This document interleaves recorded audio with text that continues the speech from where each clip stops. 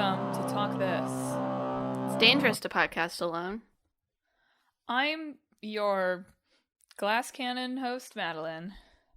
I'm your speedy host, Emma. Thanks for tuning in to this week's show. This week, it's Emma's side quest. It's Emma's side quest time here in January. And what are we going to be talking about?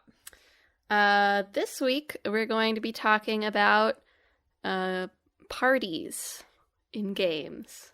Woohoo! Mostly RPGs, because that's the most common place where you have parties. But the idea of the party. Party time. Yes. It's when you go to a party in a game. Specifically. That scene in Kingdom Hearts where Sora comes in the hat, party hat, and glasses. No, we're talking about the group of characters. Creating a good group of characters that progress on a journey. I wonder what the etymology is of that and, birthday party being the same word. Yeah, I don't know. You love thinking about words, Madelyn. Yeah, I do. You love thinking about etymology of words. I do. Do we want to talk when we get to our when we're both playing Final Fantasy VII later on this year? I will break out that Mosey research that I did last year. Yeah, there you go. Because what does Cloud mean when he says "let's Mosey"? Does he mean slow or fast? Etymologically unclear what that word means in the world of Final Fantasy VII. Anyway, we'll save that. Look forward to that on a future episode of the podcast. People who turn in for the etymological research. But in the meantime, we're talking about parties. I mean, part of the reason I was thinking about this was that by next week, my life will be consumed by 2 RPGs with parties for several months. Yeah. As well as bringing up to the end of Cold Steel 4 and thinking about how you should not have over 20 characters you can pick from. Except in very specific situations, I guess. Yeah. If you're not a Suikoden-like, tone it down, Buster. Seriously. And we are specifically talking about this week what makes a good party. I've not done a classic Madelyn history deep dive into, the first party in video games. Yeah. Maybe at some future date. There was in some of the things I was reading, there was a little bit of discussion of, in early stuff, they were less like a party and more like you can do more damage, they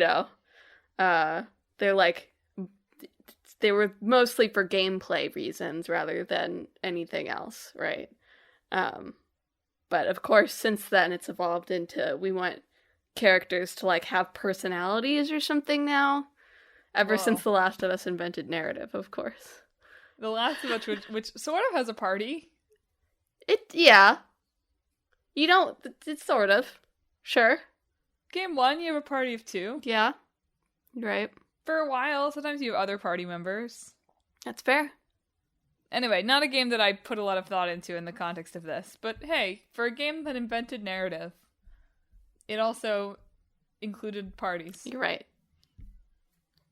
Yeah, I mean, I figured you picked this because of impending infinite wealth. Yes. So, makes sense. A lot of the stuff, I really wanted to find stuff about, developers talking about this. But a lot of what I found was more, sort of designing companions generally, one specifically, or, just character design stuff. Google sucks now. So I'm putting it partially on Google, and I will continue to do so until performance improves, since we're so influential. But it might just be that I couldn't figure out the right search terms for it, too. But, couldn't really find a lot of people talking about, how did they design it, a party? What's the difference between designing individual characters and, party members, Yeah, it's... to be fair, it's a difficult kind of question to ask, because, of course, the designing of these are going to be the 4-player characters or the 8 characters or the 70,000 characters who can be in your party is necessarily a decision that, except for a very small team, or maybe like a Nintendo type company where like a Miyamoto would come in and be like, these are like, except in an auteur or like very top down situation, or in a very small team, like the decision of how many characters are there and what are they like and how do they play and how does that balance, that's like, oh, so you have to ask literally everyone who worked on the game to explain that and how it happened. So the most I did was like click through, there's like cast pages for each of the Final Fantasy games where they talk about like the design of them. And it was interesting to go through and just, I think we've talked about this a little bit before, but like think about like the order that the different games did things. So like 7 and 8, for instance, Nomura mostly designed the characters before any story was really decided. There's like a funny anecdote of Squall, or Leon as we know him, where he just added like the Gunblade scar and then was like, hey Nojima, figure something out for this. Whereas stuff like 9 and 12 had like story like settled before character designs were even happening. And also just like silly things where it's like in 8, Nomura was like, I'd like to make a character who wears a skirt. And that's why Selphie looks like that. I really would like more interviews where that genesis is clearer. But it a lot of it does seem like there are ideas of like roles that are within the party, and then a character is designed to sort of fit that role, as well as fit whatever the aesthetic of the world that they are building is. And then they just sort of fit together. You know, so like you make like the hero and the heroine, for example, and go from there. Yeah, and it's interesting to think about, you know, those slots being, both you have slots of, oh, okay, there has to be someone who's like a physical attacker, and like the battle system slots, and also they're just like classic RPG kind of party tropes. Yeah. That more often than not, you'll sort of see, oh, somebody falls into this slot, they fall into that slot, this slot. And you kind of have to balance both and designs that make sense for both. And that's why I think it's hard to think of who would you ask on the team about this, because it's a lot of moving parts all at once. Yeah. I would be remiss not to mention, too, of course, that party building in general is something that is tied very close to and likely gets its genesis from more tabletop role-playing games. Yeah.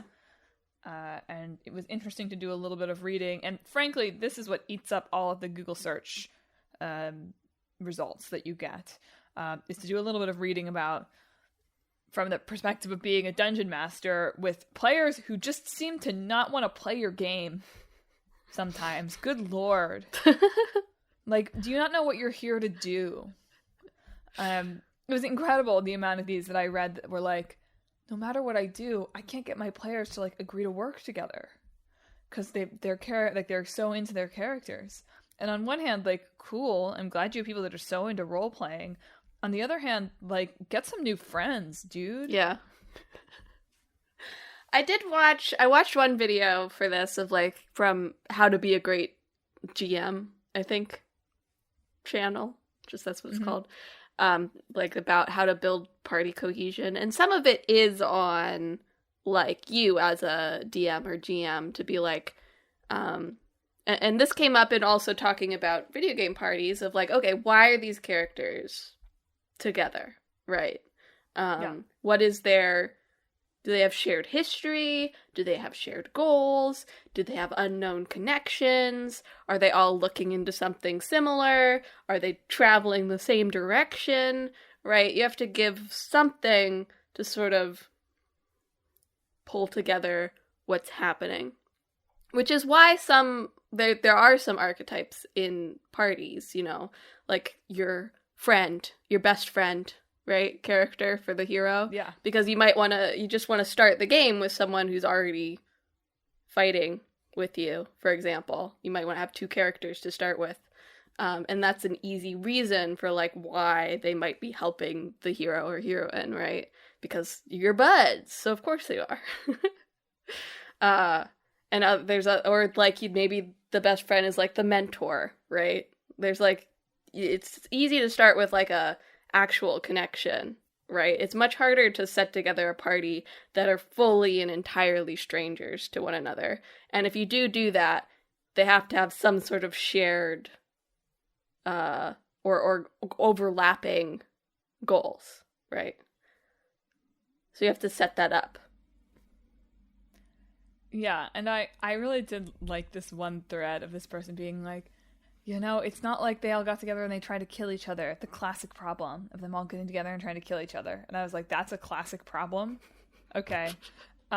He's like, it's just they all have characters with their own interests. And even when I put them all together in a life-threatening situation, they all just escaped on their own. It's like, dude, what? At that point, you just start having boulders fall in front of them. Like, oh no, there's only one route out of here now. Yeah. Guess everybody's going this way. Yeah. But one thing that was particularly relevant to the discussion of handling that party unification as a tabletop game master, dungeon master, whatever, which is something that, I mean, of course, like, the problem there is that you can make a decision as a dungeon master to be like, yeah, the players can just make their own characters, right? And a lot of the solutions to this were exactly what you were saying, of, you have to, in the character creation, set up some rules of, like, all of your characters have to be willing to agree to this thing, mm-hmm. right? And that will be the initiating event. Or all of you have to build some kind of relationship to at least someone else who's playing.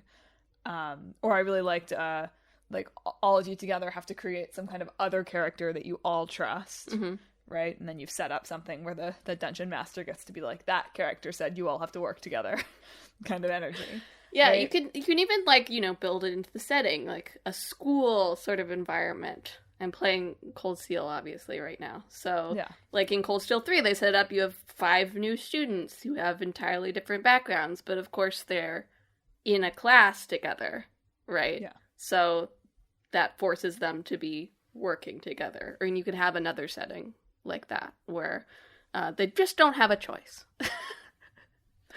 So all this to say, something that seems to, apparently, be a major issue of tabletop playing, where players just seem to want to be little pieces of poo and make it like as hard to play the game that they've gotten together to play as possible, at least based on these threads. I was like, what's wrong with you people? Yeah, that is the benefit of the video game approach, right? Yeah. Of, you can have all these disparate people, but they won't argue with you. Yeah, they won't do something you didn't expect them to do. Yeah. You, the creator of the game. Yes. Also, something that seems to be much more of just a mechanical issue, and I would reference one of my favorite episodes of Community now, but it's not on Netflix. It's missing one episode longer, of you what after is season bought 2? The DVDs. But obviously, and as I think we should talk about a fair bit, there's challenges in a video game of saying, oh, you've lost a party member, or the party members have split up, and that sort of thing. There's a lot of things to think about balance and player experience and all of that. There is, of course, not really the challenge in the same way of, you are one human being running this game, and now you have 2 groups that shouldn't really know what the other one is doing in a metagame way, and you have to be running 2 different things, or 4 different things, or 10 different things simultaneously. Like, there's a lot of challenge for that in terms of building a cohesive narrative experience in the game, but also there's no way for you to ever be like, the player doesn't know what's happening in the other thread in the game. You just make them cover their ears and hide under the table. Exactly.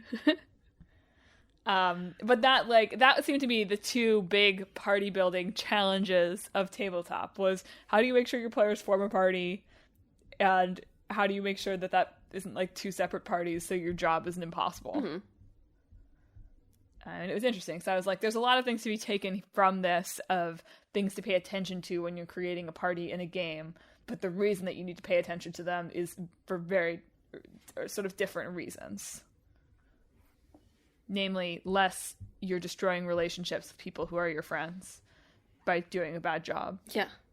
and more you need to create a game that people want to play.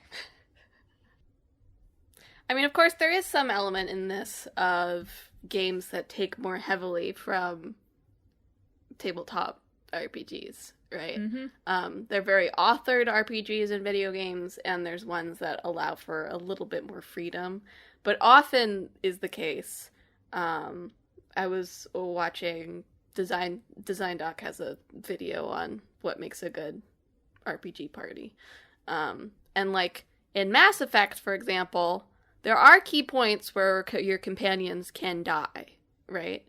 But often this means, rather than the story sort of reckoning with that in any particular way, like you might be able to do as a tabletop GM, it's more like you either just miss stuff because that companion's not around, or they're just filled in with another character that's maybe not as interesting. And so it's hard to, because you have reactivity, you can sort of apply that to when your party splits up or if they're having trouble coming together. But if you're trying to put that reactivity in video games, it's kind of hard to do that.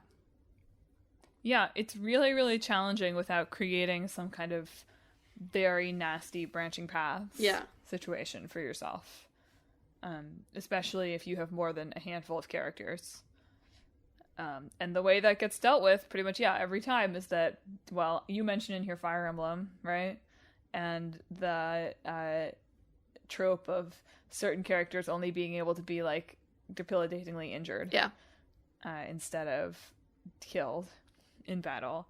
Because the game isn't interested in figuring out, how do I tell this story if, this is impossible. Your house leaders aren't ever able to fall. In Fire Emblem, I don't think. I think you just lose the battle. But, like, if your house leader were to fall, or your whatever, like, person were to fall, your main person, or someone who becomes essential to the story were to fall. I was thinking, I think, Seth in Sacred Stones can't actually die. I think he just becomes debilitatingly injured.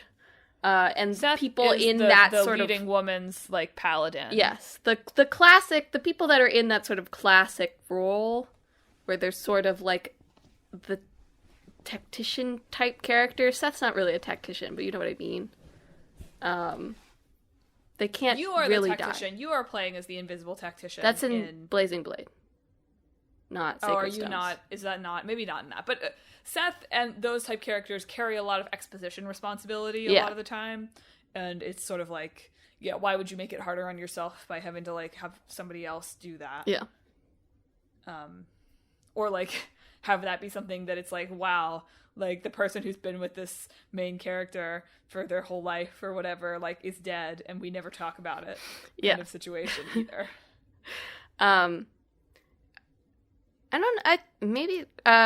It's not that those games don't have some reactivity. In Sacred Stones, again, there's a character called Joshua that if you do recruit in his chapter and manage to keep around until a particularly later chapter, you do get, like, extra content, right, around his character, but that's not necessary to the main plot.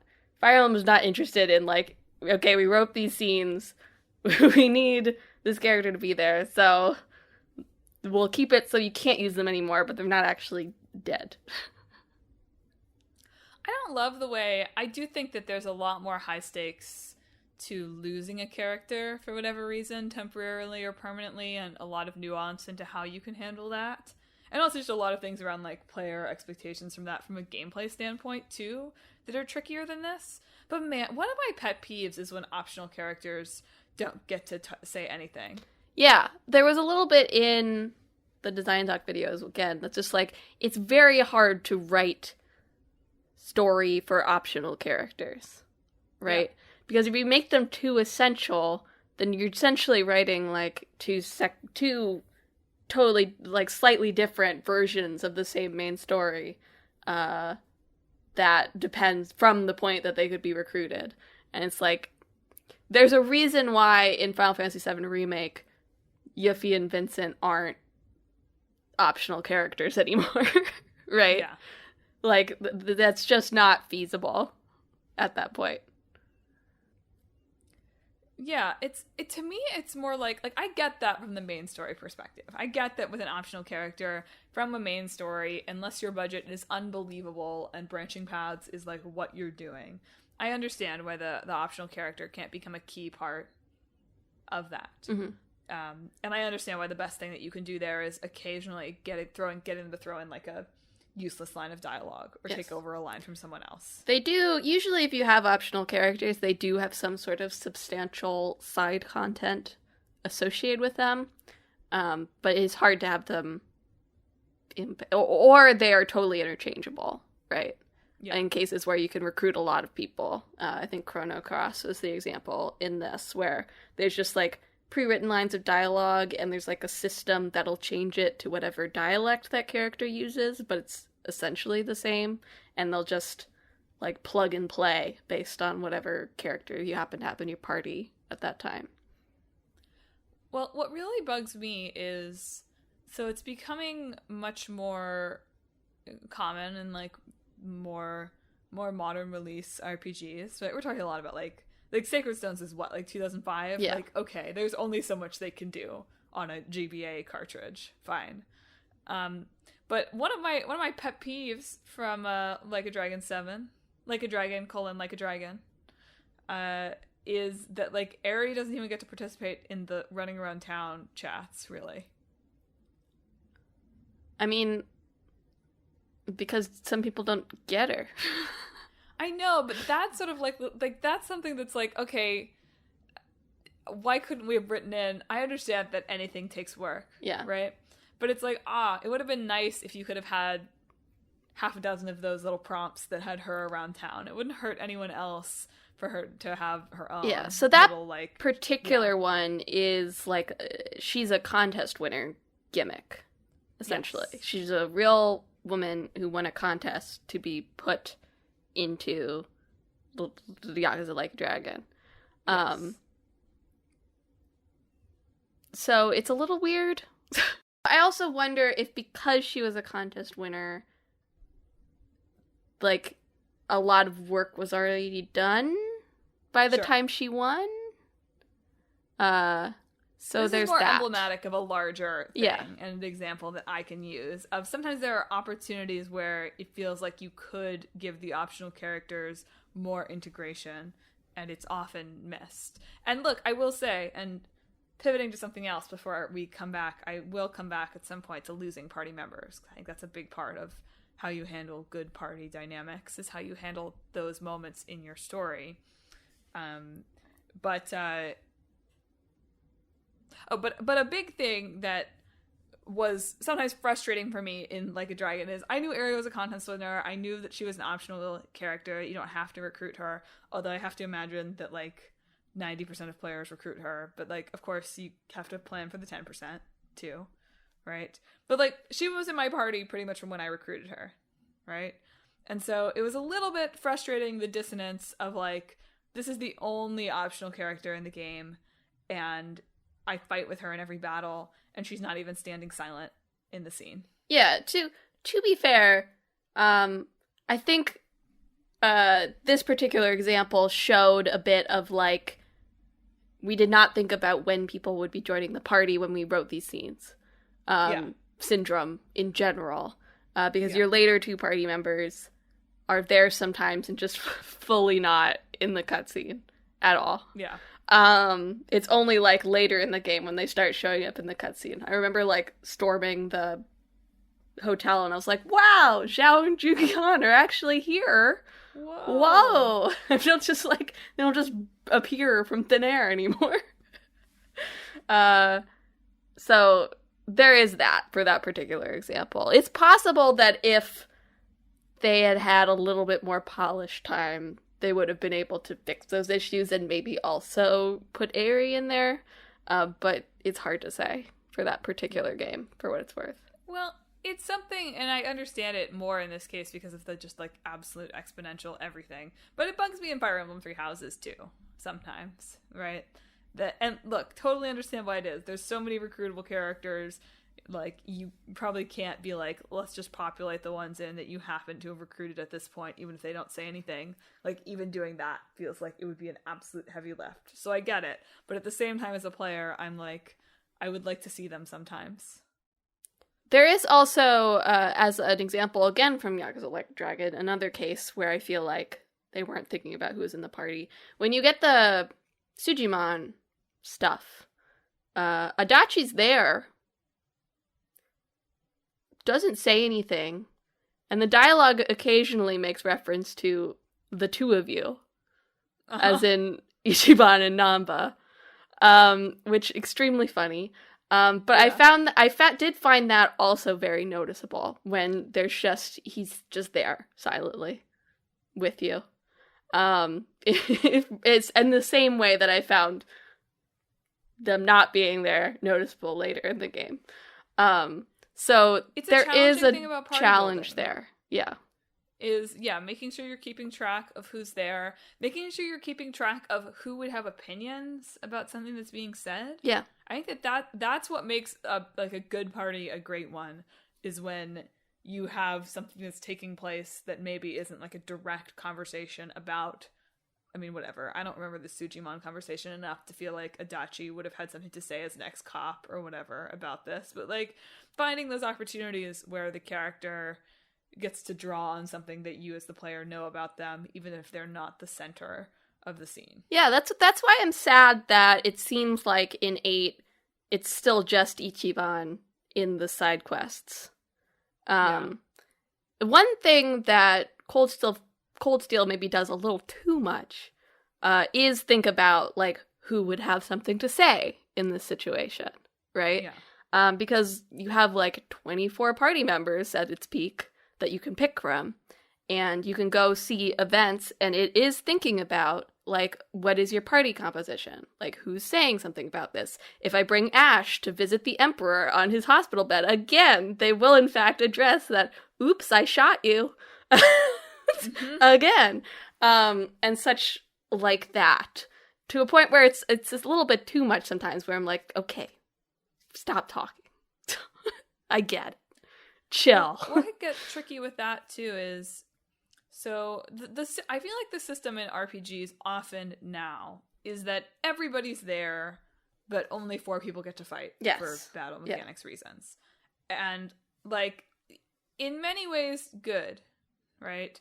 Because that frees you of a sort of older style version of this, where you have a bunch of party members, but you, like, leave some of them on the boat, right? And that can be fine from a general storytelling perspective, of course. It certainly resolves the issue of, if there's 8 of you running around, why are only 4 of you fighting?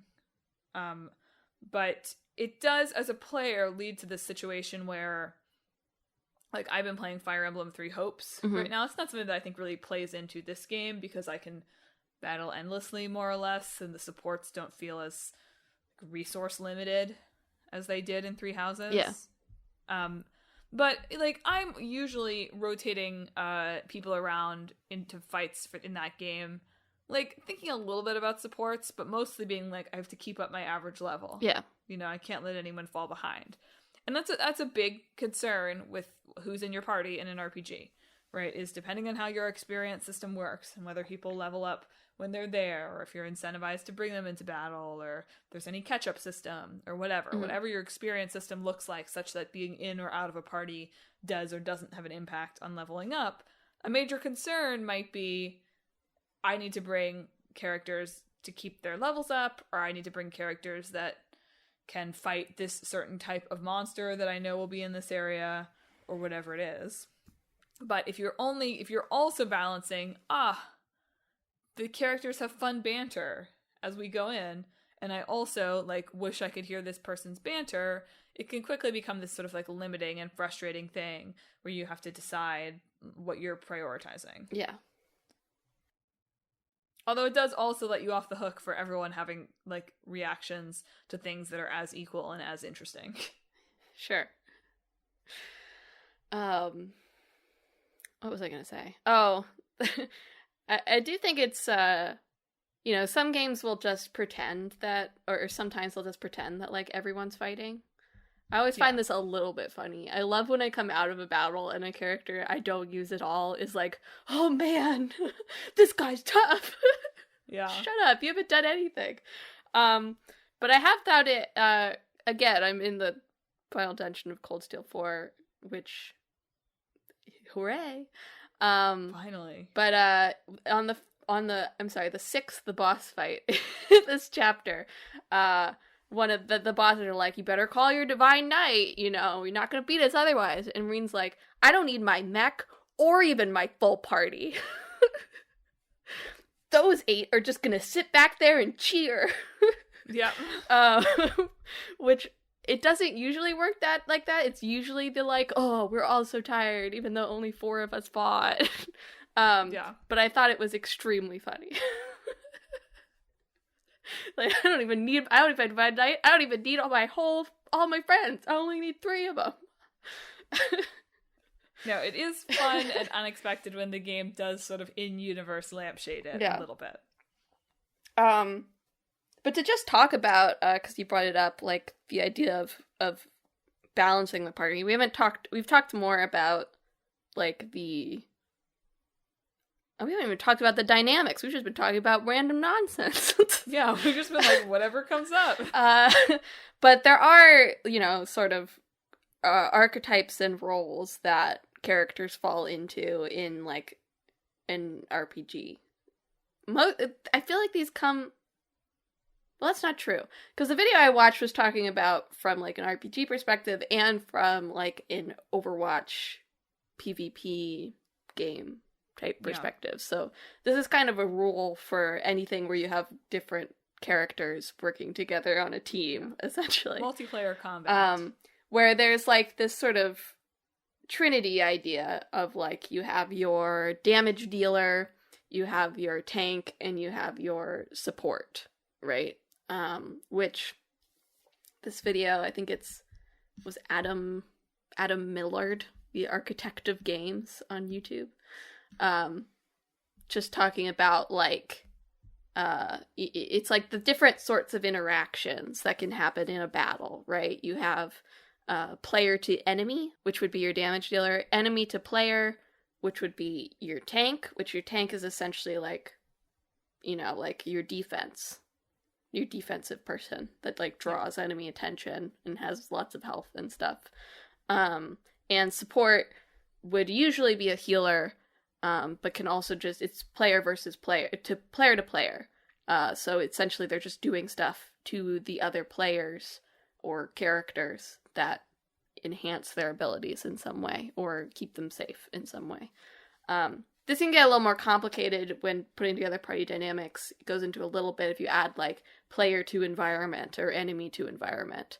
Both in combat, like, you can light things on fire, right? So you might want to have a particular type of character that can light things on fire. Or in something more like Baldur's Gate, Asterian's here to pick your chest locks for you. So you might want to put them in your party sometimes. For example. There's a lot of good examples of this in Triangle Strategy. Yeah.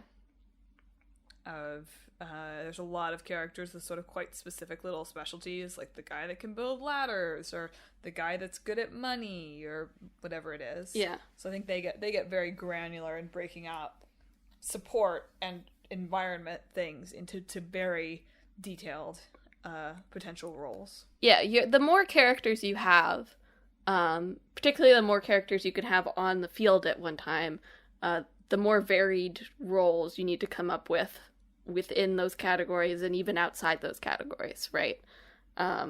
So, like, within support, like, you have a healer, you have buffer, debuffer, status effect giver, right?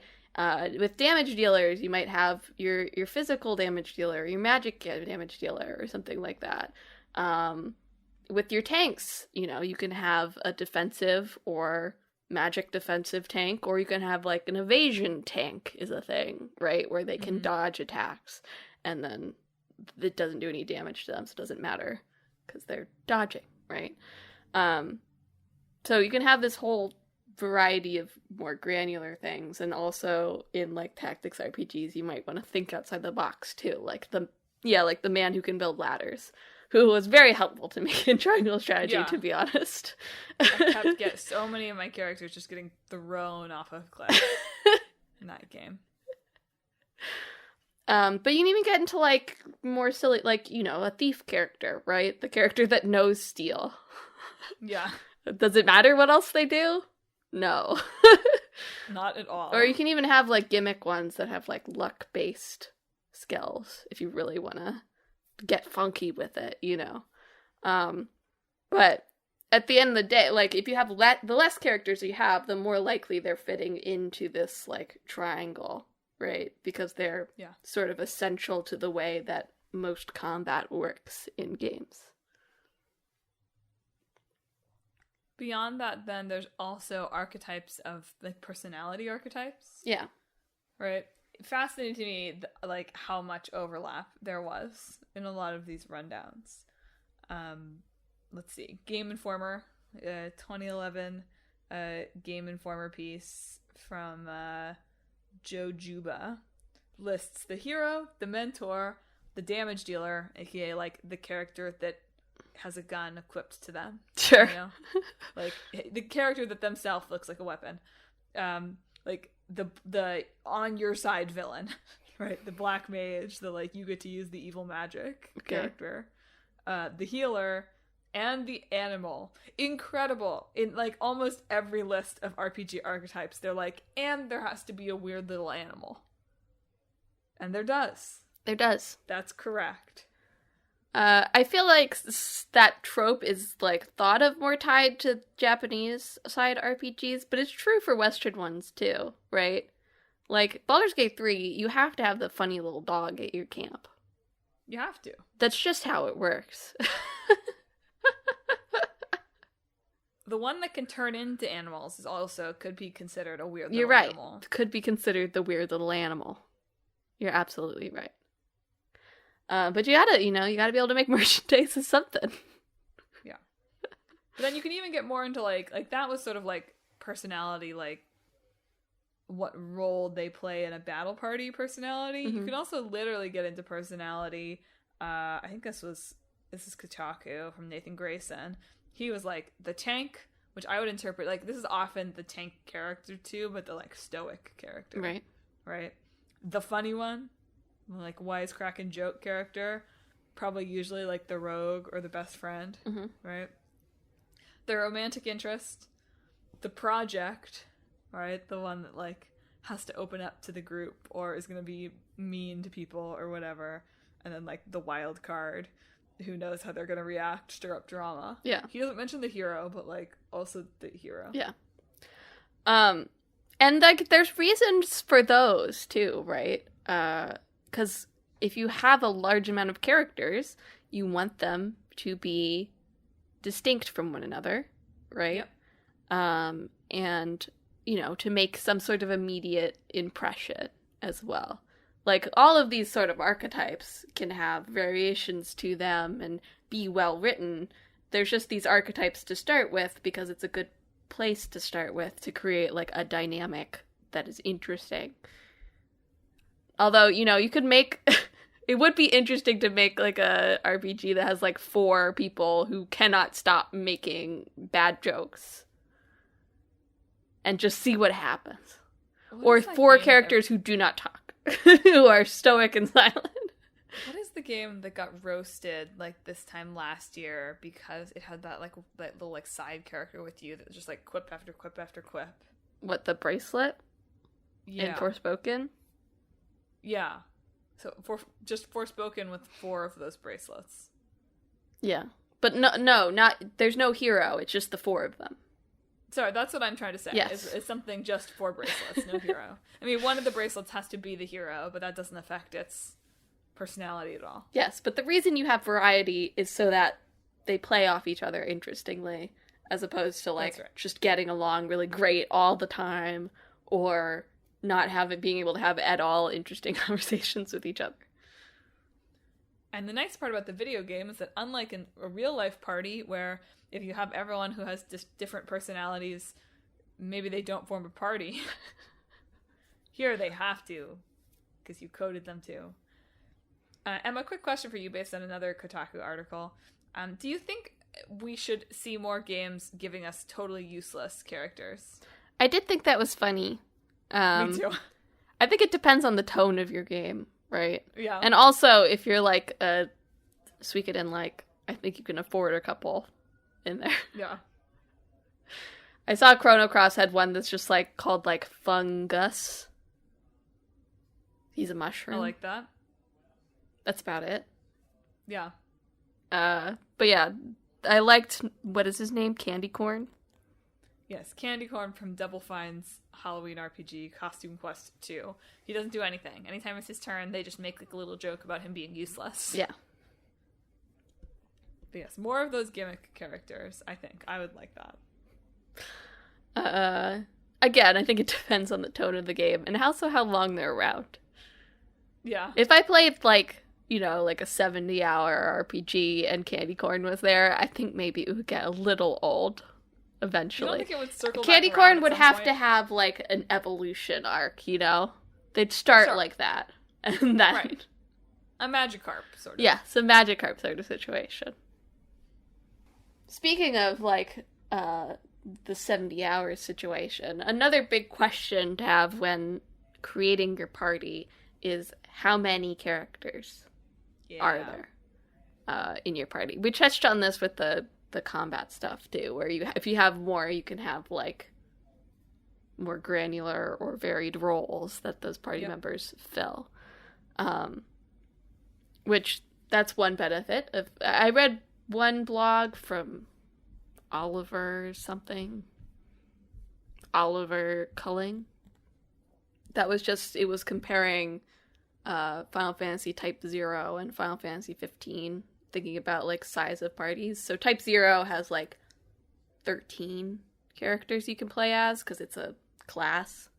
And so he was talking about like when you have that many, you can have all this varied sort of gameplay situations, and you can have them grow as a group, but not really as individual characters outside of maybe a few standouts, versus something like 15, where you have 4 main party members, plus a guest character every once in a while, but you can focus in on those 4 characters, right? There's less variety to what you can do combat-wise, right? Especially when it first released. You can play as the other 3 characters now, but you couldn't at the beginning.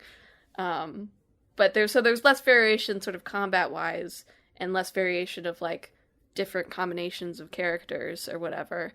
But you could get to know those 4 characters, and they could grow sort of individually and as a group, right?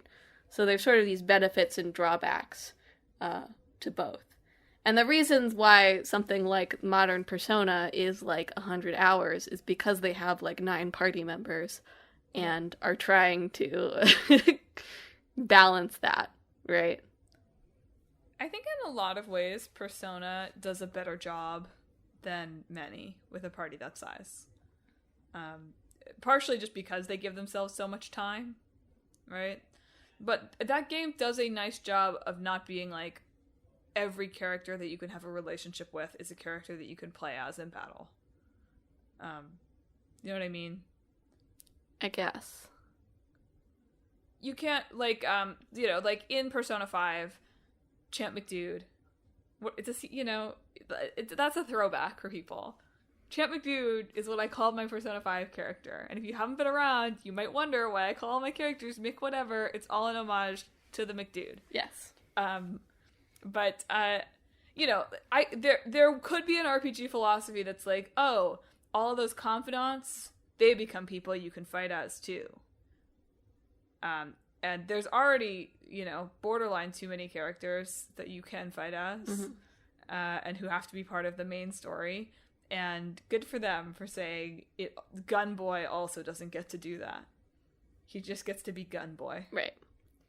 I mean, that is part of the strategy of bigger casts, is having sort of side content focused on each one.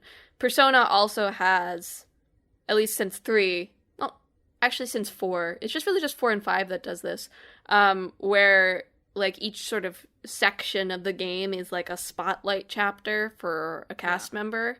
I don't think Persona always does a great job Because when you're doing that, right, you want to be careful when you're doing your spotlight chapter that you aren't, like, leaving your other characters totally in the dark.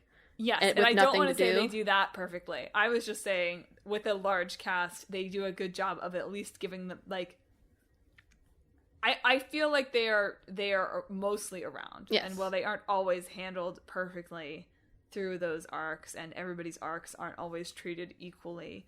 It's like they are all hanging out in the coffee shop. Yes. They're there when they're supposed to be there. There are other characters that they don't force to do that. Yes, but just generally part of the challenge of making a party that stands out, that feels good, is simultaneously giving each one individually time to do things, right? Like their own arc, their own focus, things like that, while also allowing them to be still relevant or have thoughts or whatever during other characters' sort of spotlight bits. Sometimes you can do this by, like, perhaps a character's arc is tied to another character's arc, right? So their spotlight might be shared, right?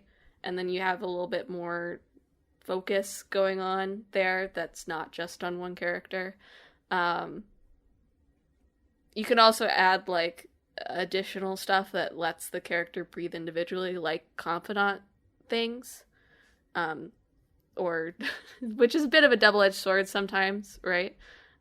Because if you think too hard about it, sometimes there are issues with, like, you go through your confidant arc and the characters in the main story perhaps do not grow in the same way as they did in their confidant.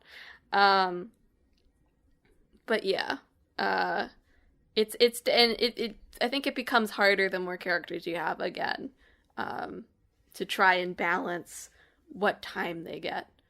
But at the same time, if you have more, this was another point from the design doc, if you have more, if one pillar is kind of faulty, it doesn't mean that the whole game is going to collapse in on itself. Whereas if you have just, like, 3 party members, if one of them kind of sucks, that's probably ruining the whole game, right? Yeah. Just because Haru doesn't really get very much to do in Persona 5 doesn't mean the entire game sucks, right? Right. It's like, it's not a big deal that she joins late and doesn't, like, become quite as key as some of the others, because there's a lot going on. Yes. Would it be better if she got a little bit more? Sure. But it's not... Persona's spread across, all of its different characters, so it's okay if something is a little bit weaker, right? Versus if you only got, like, 3 or 4 pillars, you better hope those pillars are holding up your story and your game, right? Yeah. Ultimately, there are just tons of opportunities to make this more complicated for yourself that are sort of high risk, high reward, or double-edged swords, right? Like, the more characters you can have in your party, yeah, it's okay if you whiff some of them, but also the harder it is to really stage manage a cohesive dynamic, especially if it's a situation where the player can pick and choose who's around at given points. If, in some games, like, your character's sort of level progression is locked in, right? The mage has to be the mage forever, and you can't turn them into a paladin, right? And in some games, their, job or type or abilities are much more flexible. And so if you're thinking of party balancing, right, on one hand, the more flexible it is, the more people have the opportunity to pick their favorite characters and, have the party around that they want to have from a story perspective without necessarily having to be like, oh no, I don't have a healer. Yeah. Right? But also, you then create a situation where the balance might be very difficult, or where a character that becomes important later and who would have been the healer that probably was in a lot of battles if you hadn't messed with things now has not been around, right? Or the player hasn't gotten as much experience with them. Mm-hmm. So it's just like the more freedom, the more it becomes like a D&D, like actual play situation, the more freedom you give the player, the less able you are to like sculpt something. Yeah. And that's games in general. Yeah. Right? But especially hard when it's something as chemistry driven as a party that you might be spending 100 hours with. Yeah. And like ultimate challenge is when you decide, oh, at one point a character's gonna leave for a while. Yeah. Or they're gonna die canonically in the story. Or they're gonna change sides. So many ways to do that wrong. So few ways to do it right. Well, I don't know if I agree there's so few ways to do it right. Or, okay, so here's my Like a Dragon example. Once Nanba left, the man never really made it back into the party. For me. To be fair, I think that even if Nanba had stuck around, he would have been phased out of the party for me. Although I did swap around my characters pretty regularly in that game. Yeah. No, me too. But it was not in my main boss battling party. I'm just saying, like, there's a lot of, like, on one hand, when a character leaves and then comes back, you may have discovered, oh, either they didn't level up at the same rate and they're behind, right? Or you've discovered that you don't need them anymore and they're kind of replaced, even though oftentimes story-wise, when someone comes back, it's like a big moment, right? So you have this kind of dissonance between like, oh my god, you're back, wow. And then in battle, it's like, you will never see the light of day again. I do think it's, I think for Nanba specifically, he is like sort of inserted back into your party when he comes back, which was really funny because he kicked out my healer, and I didn't think I could change party members at that point in time. Yes. It's like, no, what are you doing? Psycho, please, come back to me. God. But on the other hand, if you have a character who, even if they just leave for some time or permanently leaves or dies, you risk, like, that story beat had better land, right? Because the player is pissed that they lost the equipment and the time they spent leveling that character, right? So it's always this, whenever there's this, like, character leaving or character adding to a party, there's this tension between how is that serving the narrative and is the player who is playing the RPG battles going to be able to integrate this in a way that makes any sense? For what it's worth, if I've learned anything from The Last of Us Inventor of Narrative, is that people just don't handle character death very well, or gamers, maybe, like in general. I mean, who am I to talk? I play Fire Emblem the way that I play Fire Emblem. Right. But yeah, you know, it's tricky. Even like I think there is a difference between like avoiding an optional character death that is just going to detract from the experience, which is how I feel about Fire Emblem, and how a lot of people seem to feel about like Mass Effect, for example. And like an authored one. And I think people are very not chill about authored ones sometimes. And especially, you know, I think that it being a party member in particular in your RPG that you've leveled up and everything can be particularly difficult. But I also just think that that's just like a reaction that players are going to have, and it just has to be something that you're prepared for or believe enough in to do anyway, right? Well, I think I'm just calling it out as something that is trickier in games, because I think in a movie or in a book or in a television show, you can have something happen that is bad, right? Like your favorite character can die and you can feel bad about that. But if it's like a good story beat, like you can feel sad, but you'll appreciate it. I think in an RPG, there's an extra level of challenge of, even if from a story perspective, I'm like, wow, that character dying or defecting to the other side or whatever, like, that's sad. But also I lost my level 100 fire sword that I wouldn't have given to this character. That is like one thing. A lot of games handle now, you know, which might be a technological advancement, I don't know. Or just a design decision that people grew into. But usually now, when characters leave the party for any reason, they'll leave their equipment behind, right? Yeah.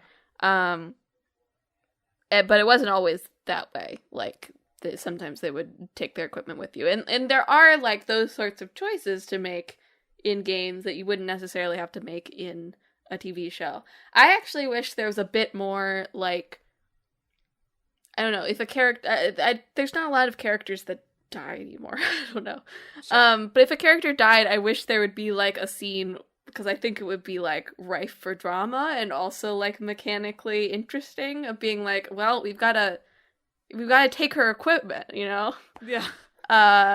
And, like, that's a free idea for anybody out there, just so you know.